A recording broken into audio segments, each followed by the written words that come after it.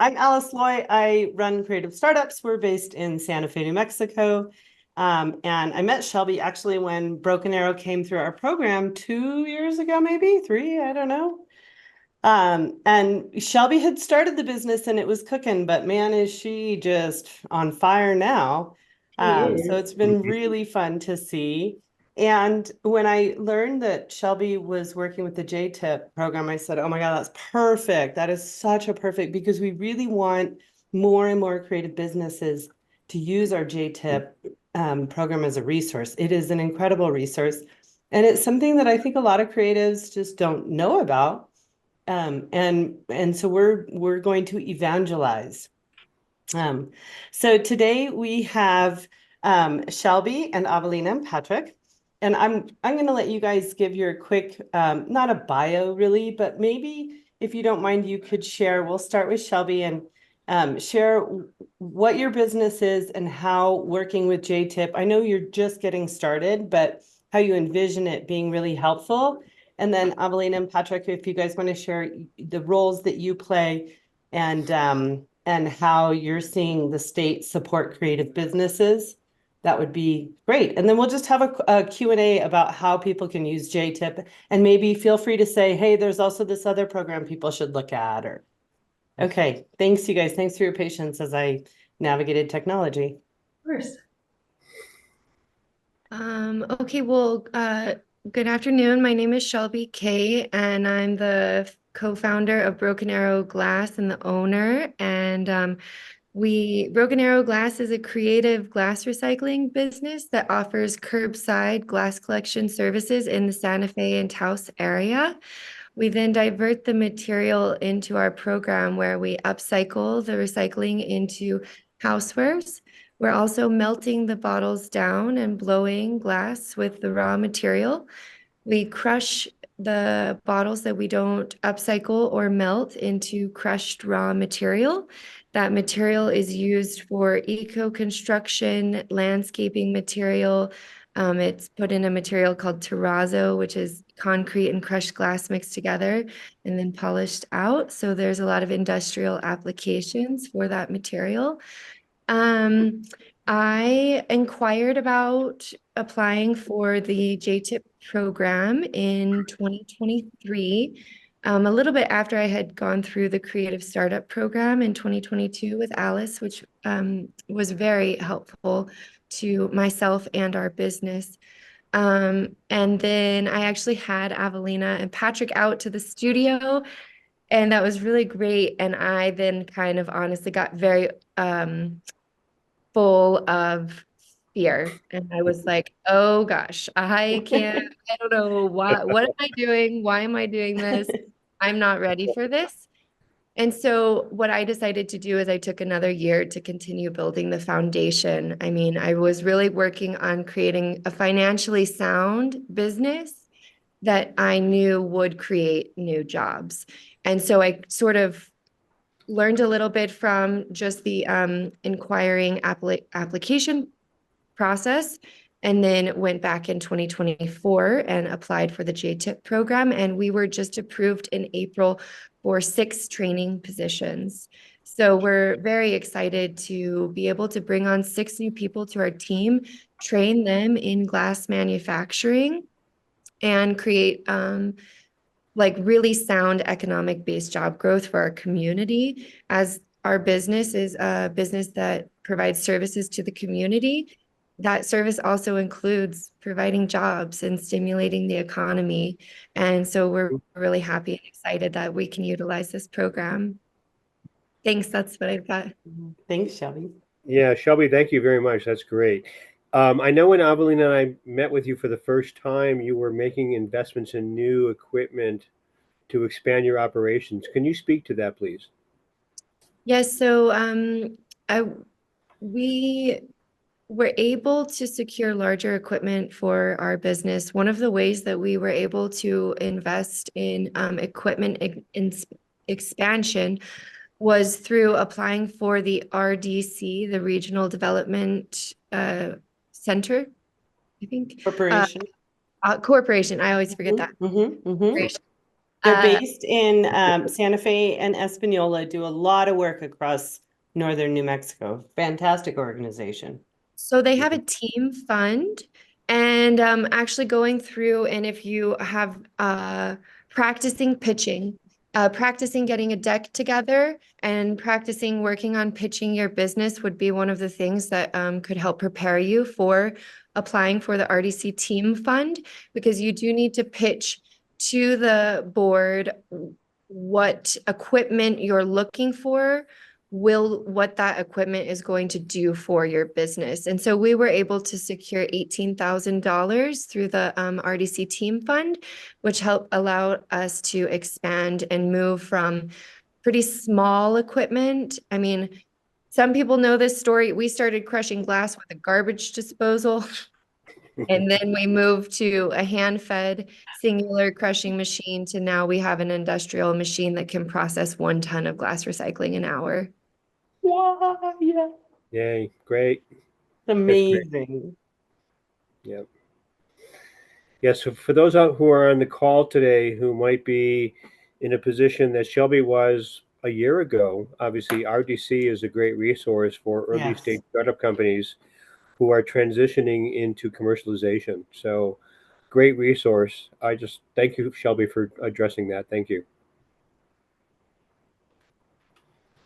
So, Patrick, if you want to dive in, or I don't know, maybe you guys could offer a picture of how Avelina and Patrick's work is complementary but distinct. But Patrick, if you want to introduce yourself, spell out JTIP, what it does at the very high level, and then we'll make sure we spend time sort of saying, here's how you do JTIP, right? So that people can take that first 1 and 2 steps. Okay, well, that's a longer conversation than I can probably have here. Okay. So, JTIP primarily works with companies who are in manufacturing. What does JTIP stand for? A job training incentive program. Job training incentive program.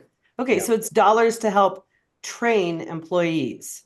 Exactly. Yeah. Okay. So the program's been in state statute since 1972, so it has a long history. We're in our 52nd year. I have not been with the program for that long, of course, but in any event, it's a great program. It gets legislative appropriated funding every year to our department to work with companies, again, primarily in manufacturing, that are growing, expanding their operations, and creating new jobs, like Shelby's. So we're able to cover a portion of the wages, anywhere between 2 to 6 months, depending on how those jobs are classified through the U.S. Department of Labor. And then depending on where the company is located will determine our level of support, anywhere between 50 to 75%. In Shelby's situation, I think we awarded. Are you in Santa Fe County? She's in Santa Fe County. We awarded 65%. 65%, yeah, 65% base reimbursement. But so, for example, if Shelby winds up hiring anybody who is an honorably discharged veteran or has been graduated from one of New Mexico's universities or community colleges within the previous 12 months leading up to employment, or has aged out of the foster care system, any one of those will get an additional 5% on top of her base reimbursement. So it's a great program. We don't help individual companies find employees. However, we do provide the resources to connect them to the resources that could help them. Yeah. And when you say manufacturers, I know some of us, I kind of go, so they're making cars, but manufacturing could be what? Could you help sort of, give the outfield on what manufacturing could be? Manufacturing is considered value-added production. So you're Okay. basically taking a raw product and turning it into something that has basically assumed some additional value. So cabinetry making. Yeah, well, Okay. exactly. Yeah. Okay. So when we look at companies, we look at their NAICS code, their NAICS code. NAICS, okay. Yeah, and it's typically how they define themselves at the federal level on what kind of industry sector that they work in or represent themselves in. And typically in the NICS code, manufacturing codes start with like 30, 31, 32, and 33. They're 6-digit codes. So that's, so we look at that as we consider companies that, qualify for the program. So in Shelby's case, I must say, she kind of fell into a couple of categories. She fell into the manufacturing because she's doing value-added production, but she also fell into the what we call the green economy. She's basically Mm. preventing material from entering into the landfill. So Oh, great. that's Okay. a great thing. So it's So we not only manufacturing, there are other areas absolutely. where, okay. Yeah, yeah. So we work with basically three sectors: manufacturing primarily, a sector called non-retail service sectors, which basically are companies that have to demonstrate that at least 50% of their revenue is coming from out of state and bringing new dollars into the state economy, or companies that are in the green economy who don't fall into either one of those categories, but obviously are contributing to the environmental health of our Mhm. country, our globe, our state, those kind of things. Yep. Yes, So and real quick, as far as the service-based companies, whereby 50% of their customer base is coming from out of state, those jobs are also not ones in which are providing a direct service. It's mostly a remote service as well. So Can just you so give that an you are. example, even if you make one up?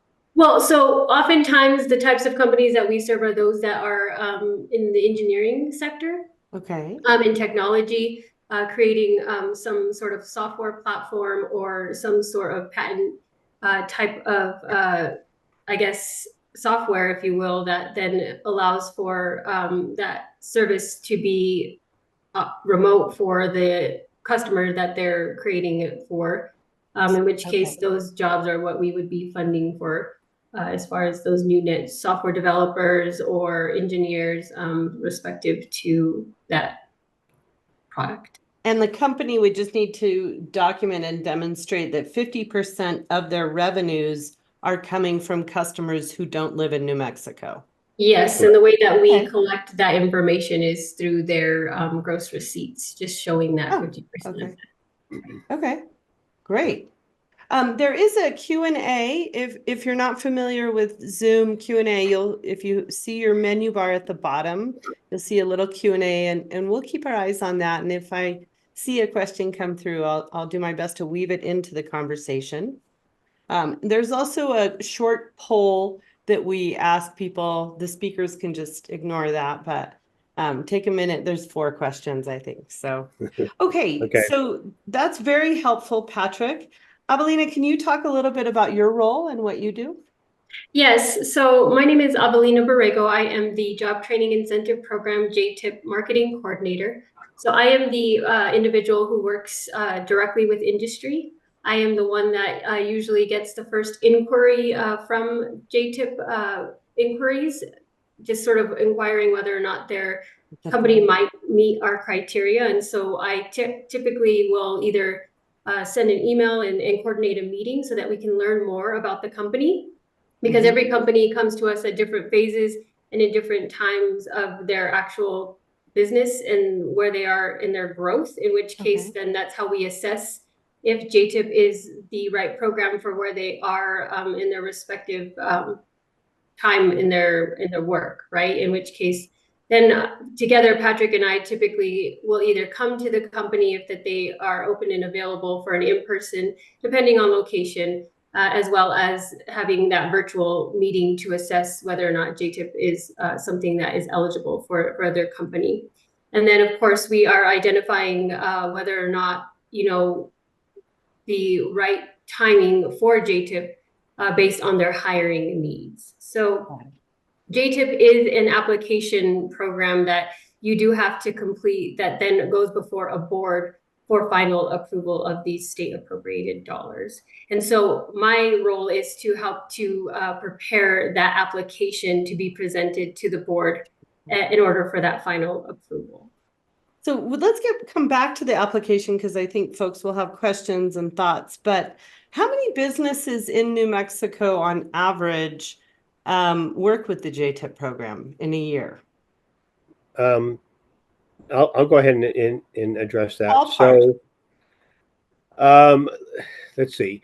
In in fiscal year 23, which was July 1 of 23 through July of this year, I'm sorry, FY 24. We have worked with about 80 companies 80. Wow. and have awarded about $28 million through the program That's to date. amazing.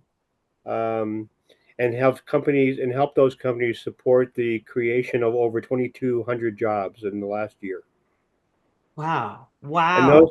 those companies can be, early stage startups that are commercial, that are going into commercialization, all the way to very mature companies that are growing, expanding, and creating, new opportunities for New Mexicans in the state, but also contributing significantly to the state's economy. Absolutely. Yeah. Yeah. Shelby, how did you hear about the program? Was it through RDC or newsletters? I'm not sure at this point because it was a while ago, but probably it was either I have a feeling it actually might have been through the Economic Development Division's newsletter. Newsletter, yeah.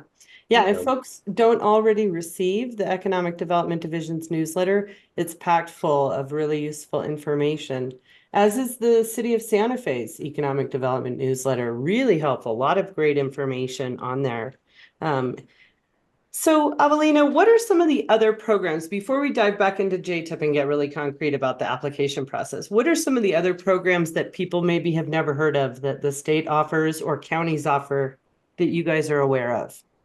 So oftentimes, if that companies perhaps maybe are what we consider to be potentially premature for JTIP or not quite ready, or perhaps maybe aren't in the industry sectors in which that we can serve, then we typically connect them to our partners at the Department of Workforce Solutions, any New Mexico Workforce Connection offices throughout the state, depending on where their companies are located.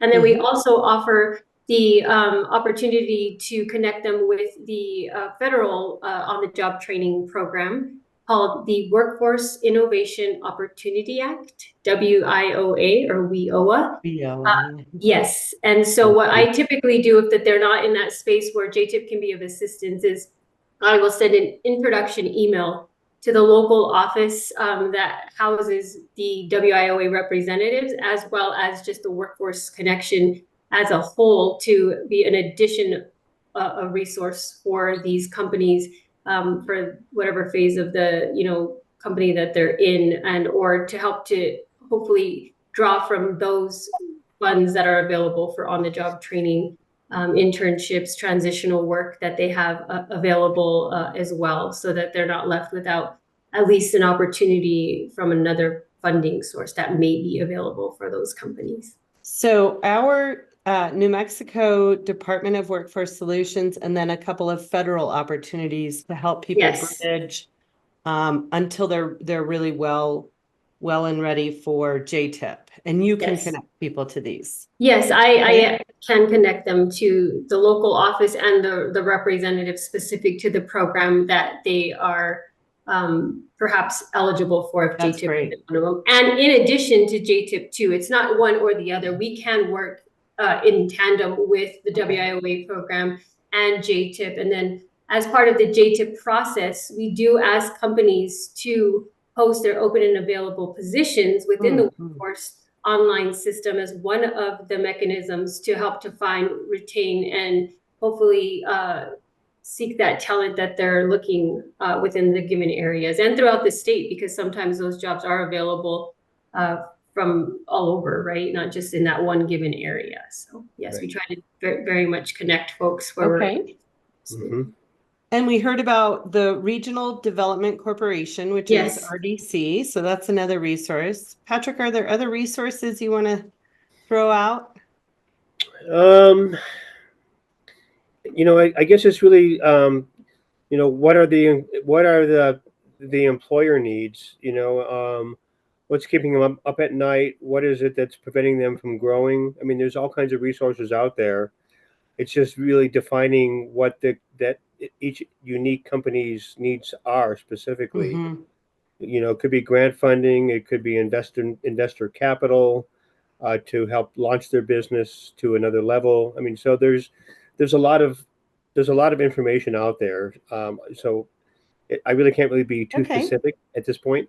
And Well, I think let's- another thing that we do as well is as part of the economic development department, there's regional reps throughout the state that are the boots on the ground that then offer the additional resources outside of just JTIP, right? Because JTIP is one of the incentives as part of the overall toolbox that the economic development department has available, in which case we also like to bring in our regional reps and ensure that they have a relationship with these companies.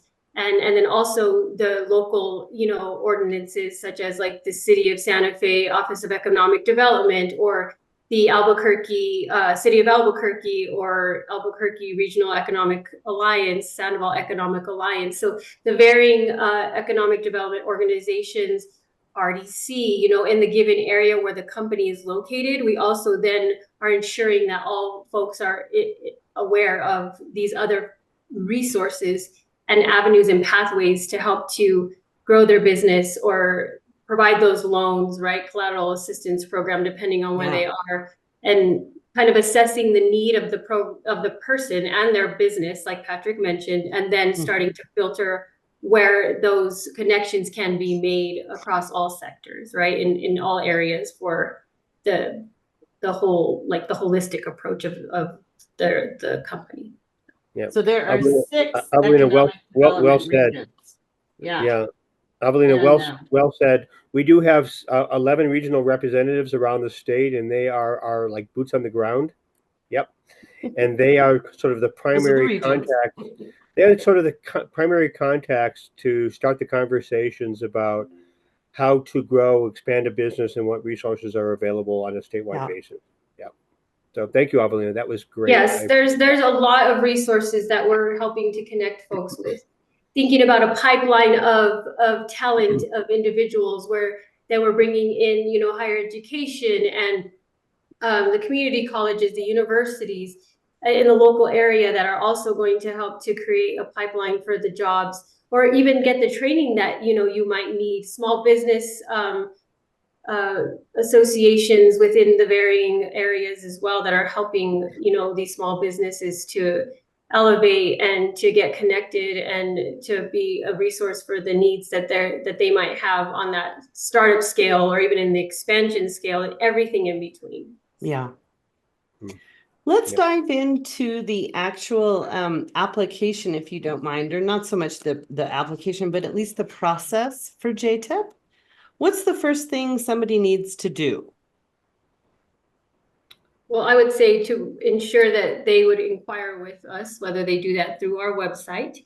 Okay. There is a formal inquiry that you can fill out, which is very helpful for us, which allows us to know your company name, a good company contact, how long you've been in business, what your NAICS code is, what are the types of jobs you're foreseeing, to be creating in 6 months, the next 6 months, how many current employees do you have, just so that we can get at least a decent assessment. But you could reach out via email or give us a call. First step is to just let us know that you're interested in JTIP. Okay. Next step is for us to then create that meeting to learn more about your company and seeing if it falls within JTIP guidelines. And so then once we've established that, similar to this, we have a conversation, we ask questions such as, how long have you been in operations? How many employees do you currently have? What is your growth plan? And in what timing are you looking to, add these said new net jobs? What are the new net jobs, right? Do they fall within the guidelines for JTIP? And then, of course, as part of the JTIP program, we have to show and demonstrate that the company is growing and expanding, in which case, depending on if you're a new client or a return client, new clients, we typically have to conduct a 2-year average, right? So we're looking at the number of employees on payroll for the last 2 years and ensuring that you're either at or above that 2-year average for us to move forward with an application. And then as part of the application process, we're also ensuring that the company is financially viable, right? So because these are taxpayer dollars at work, we're also ensuring that the company can sustain the growth that they're requesting this reimbursement monies for, So essentially. you look, I'm guessing maybe at employment records, financial records. Do you do any sort of conversations or market analysis on potential growth? We do, as part of the application process, once Patrick and I have vetted that the company looks like they're going to meet JTIP eligibility. So depending on where you are as far as your company, are you established 2 or more years? Are you revenue generating, or are you startup, early stage, pre-revenue? Is going to determine what we would need to gather as far as financials for then our economic development department's financial coordinator, who actually runs the numbers, calculates risk as part of the application process. But so that assessment happens in this conversation to then move you forward into opening up a JTIP application, which is an online application. It's through a platform, Salesforce, which most people know. We usually then either create an account if it's not already been in the system, because sometimes folks come through us with other loans that they have used through the economic development department. And that's one hub of information where we typically put all of our accounts and have those varying applications available for companies kind of all in one place. And so then I gather information from the company and then create user access for whomever they foresee helping to assist in creating and completing the applications. But Shelby, let me ask Shelby, if you don't mind.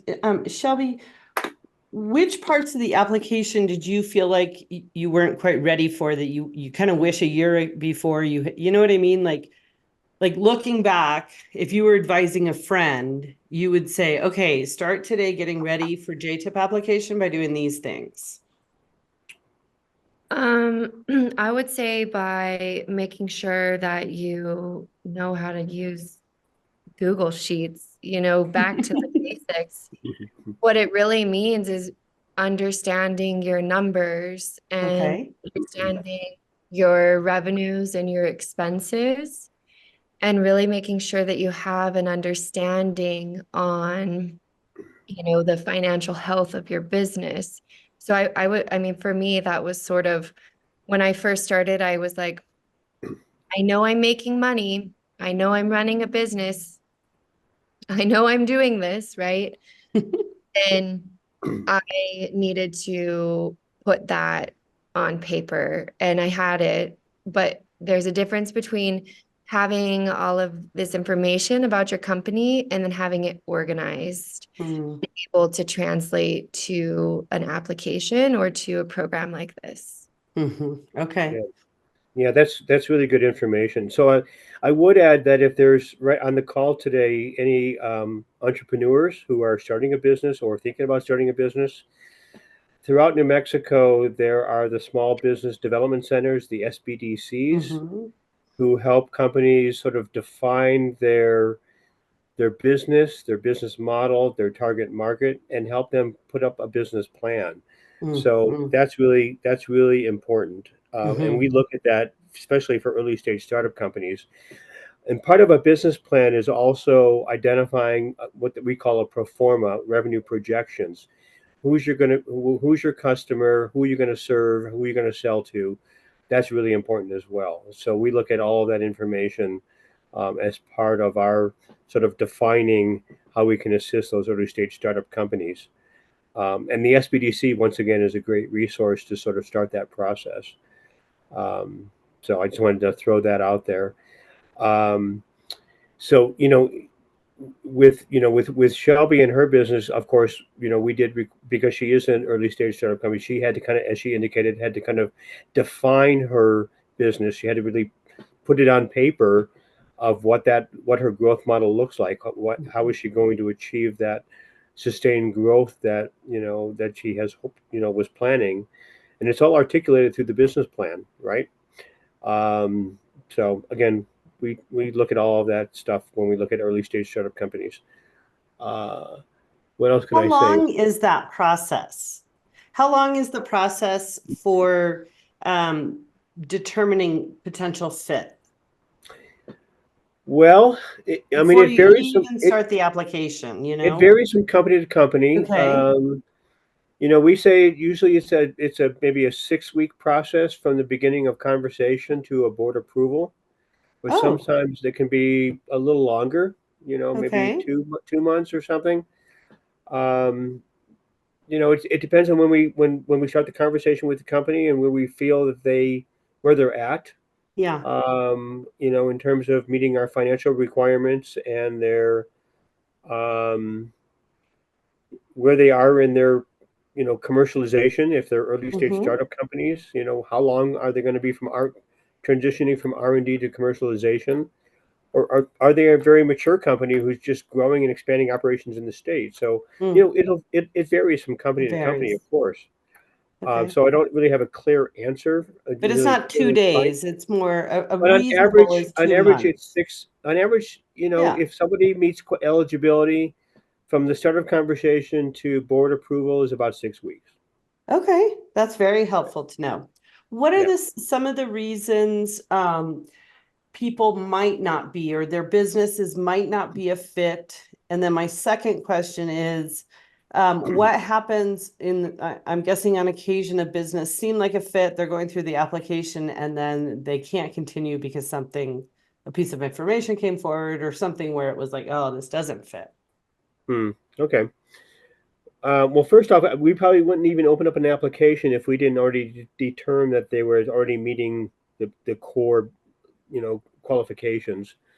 Um, so we look at several things. I think Avelina touched on it. I mean, we have very early stage startup companies, and then we have very mature companies, and the criteria at which we evaluate them is very different, of course. When we look at early stage startup companies, we look at where they're at and their revenue generation. Are they pre-revenue? Are they early stage revenue generating, or are they a mature company and obviously been in the market for several years? And the type of documentation that we gather will vary from company to company. So, if you're an early stage company who's pre-revenue, who's basically transitioning out of R&D to commercialization, we want to know, what's your timeline to move your product or your service to market. We look at, is it at least 12 to 18 months from commercialization? If not, you're probably premature for our program. We look at your financial position. Okay, so if you're an early stage startup company who's pre-revenue, do you have the liquidity, access to operating capital to cover your burn rate or your operating costs for at least 2 years, right? So we look at those kind of things. If you're an early stage startup company, it changes a little bit. We maybe put aside that burn rate component, and then we look at what is your monthly revenue generation. Okay, so is it consistent? And in Shelby's case, we basically demonstrated that she provided documentation that showed that she had a consistent revenue generation month to month that was on a consistent basis. Mm-hmm. So that really demonstrated that she had the means to say, okay, yes, she qualifies. Doesn't have a deep bank account, but she had ongoing Right. revenue generation that Yeah. would show there's consistency that she can cover her expenses, right? So we look at that. And then if you're obviously a very experienced or established company, well, then, the financial statements speak for themselves. So Mm-hmm. again, it Mm-hmm. varies from company to company and where they are in their growth model. Okay. Okay. Do companies have to be headquartered in New Mexico? No, no, they So can as be long as headquartered the elsewhere. jobs are in New Mexico. Exactly. Got Yeah. it. Okay.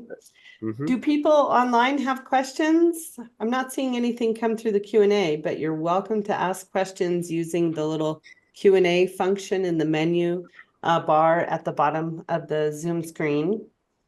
Um, how many creative companies or can you speak to, I know Meow Wolf also received JTIP funding. So that's two I know of. I'm guessing you guys can think of others, maybe metal workers, woodworkers, furniture builders, jewelry companies. A lot of the creative industries are making things. Yeah. What about value-added agriculture? It's not manufacturing, but when you said value add, I thought, oh, That could be, but maybe Yeah, not. that actually is an interesting conversation all in itself. Okay. You know, when cannabis became legal, obviously, Cannabis. you know, we work with a lot of cannabis companies that are considered Mhm, mhm. manufacturing, of course, Yeah. but we have defined very specific and criteria for companies to meet. I mean, if you're Mm, just mm. growing cannabis and selling it in bulk, that doesn't qualify as You haven't really manufacturing. added any value to it. You haven't Yeah, upgraded it or but if you're a cannabis grower and you're growing it in a greenhouse operation and it's, you know, that greenhouse is has a lot of support technology, lighting, you know, environmental. I'm not sure how to describe it, yeah. but those jobs are sustainable. They're year round, and they're doing value added production, meaning they're not just growing cannabis, but they're converting it into something that has greater value. Hmm. You know, edibles, tinctures, Right. salves, pre rolls, even for that matter, qualify. But we have to demonstrate that companies that are in the cannabis industry are not just growing and selling flower in bulk. So we see a lot of inquiries in that environment lately. And I'd say about 50% of the companies that approach JTIP for funding don't meet that eligibility because they're not quite there yet. They're not doing the value added piece, They're not really. doing the value added production. Yeah. Okay. Um, so I mean that's so sort of that greenhouse operations thing that we work in. Mm-hmm. Mm-hmm. And we don't do traditional agriculture. You know, so if you're just growing things outdoors, Hay it doesn't or qualify yeah, because they're chili considered that more you sell in seasonal. bulk. But if you grew chili and you manufactured salsa Yes, that's and enchiladas perfect frozen example. for the Yes, grocery stores, Yeah, then well, those are the absolutely. folks that we tend to assist with. yeah, As far as great. God, that's so great. the Yeah. creative industries that we've worked with most recently, and we'll be seeing again is the reflective jewelry out of Santa Fe, and then also Paseo Pottery, Oh also yeah. out of Santa Fe. Is another one that we've worked with, obviously Shelby. And then we've also worked with, I don't know if you would consider, I would consider Humble Brands out of Taos, sort of in Yeah. that Oh yeah. I space. would It's too. kind of Yeah. really grown quite rapidly Yep. in the last several years as Yeah. well. So that's Taos Bakes. I don't know if they Taos ever Bakes. did Yes, they they do did. Yep. JTIP? Mhm. Okay. Yeah. We Absolutely. work with them. Yep. Paseo Pottery in Santa Fe is another one that comes to Yeah. mind. So really quite a few creative companies. That's Yes. exciting. That's so great.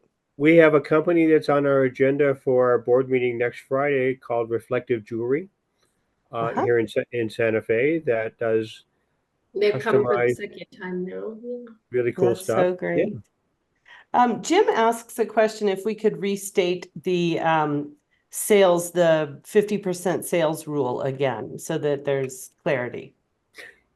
Yeah, so that would be applied to companies who are in the non-retail service sector. Basically, who companies are exporting a service out of state and bringing new dollars into the state economy.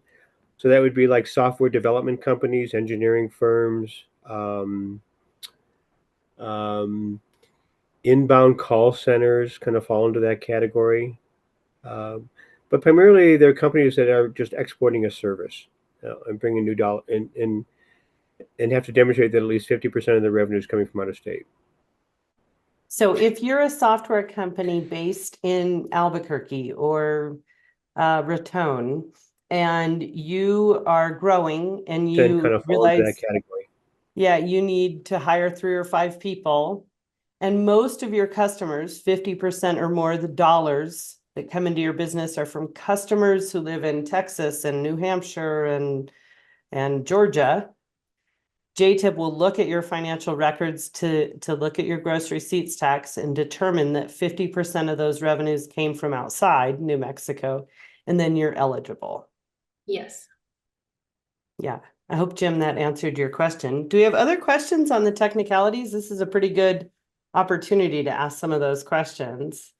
So it sounds to me like the JTIP program, it uses taxpayer dollars thoughtfully. So it's, there's some vetting and some careful consideration of the stability and potential growth of any given business.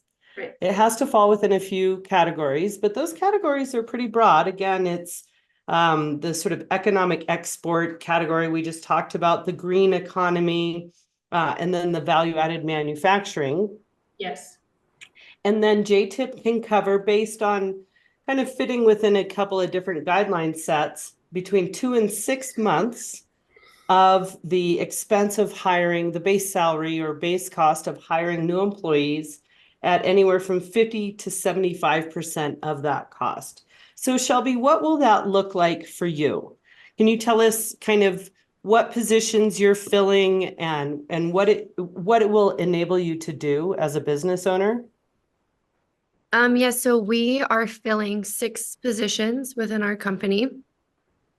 The positions that we were approved for we were approved for an operations manager, a manufacturing supervisor. We were approved for 2 crusher sifting operators. We were approved for an outdoor labor position, and we were approved for a glass training manufacturing position. Amazing.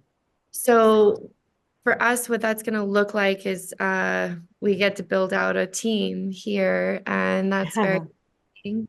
Something I just wanted to mention as the way my creative brain works, and I'm not really sure what the background are for the people watching this panel, but I will be transparent in that it took me a minute to understand the benefit of this program, because for a second, all I thought was, okay, this is a reimbursement program, but I still have to pay all of these employees.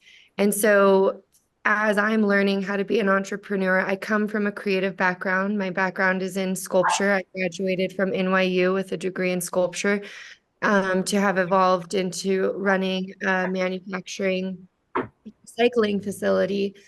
There's a lot that I'm learning from my creative background in what it means to be an entrepreneur.